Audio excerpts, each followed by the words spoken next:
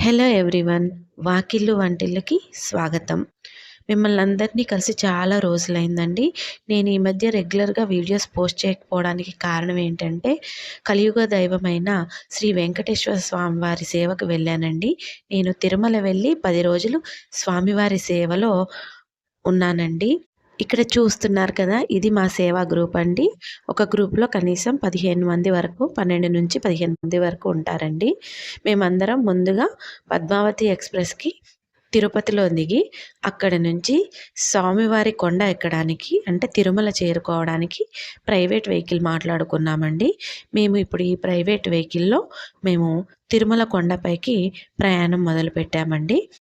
మాకు ఈ సేవ చేసుకునే భాగ్యాన్ని కలిగించిన సమత గారికి ఈ వీడియో పూర్వకంగా మనస్ఫూర్తిగా ధన్యవాదాలు తెలియజేసుకుంటున్నాము.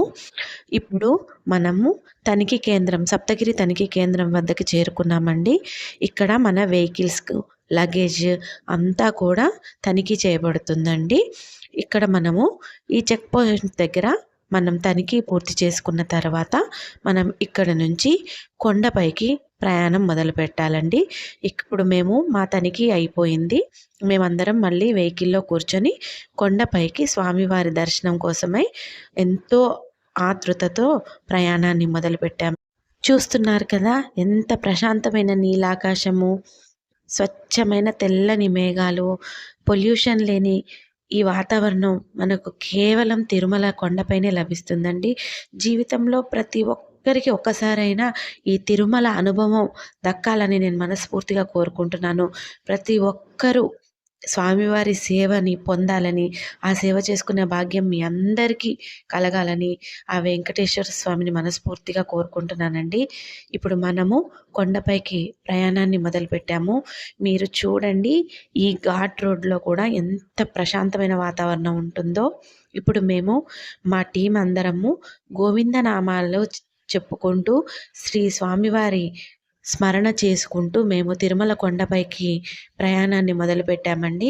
మేము ఈ ప్రయాణం కొండపైకి చేరుకునేంత వరకు కూడా మేము గోవిందనామాలు, విష్ణు సహస్రనామ పారాయణము చేసుకుంటూ ఎక్కుతామండి. ఎందుకంటే ఇది మాకు 10 రోజుల దీక్ష అండి.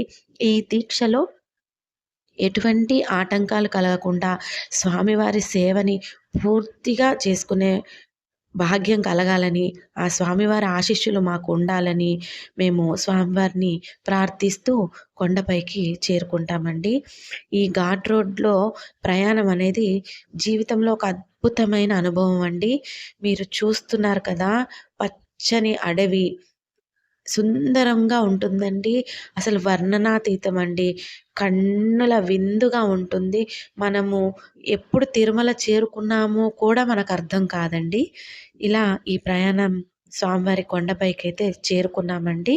మేము ఇప్పుడు తిరుమల ప్రవేశ మార్గంలోకి చేరుకున్నాము.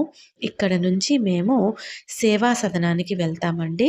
సో, అక్కడ నుంచి మా సేవ మొదలవుతుందండి. తప్పకుండా ఈ వీడియో అందరికీ నచ్చిందని ఆశిస్తూ మరొక వీడియోతో మళ్ళీ కలుద్దాం.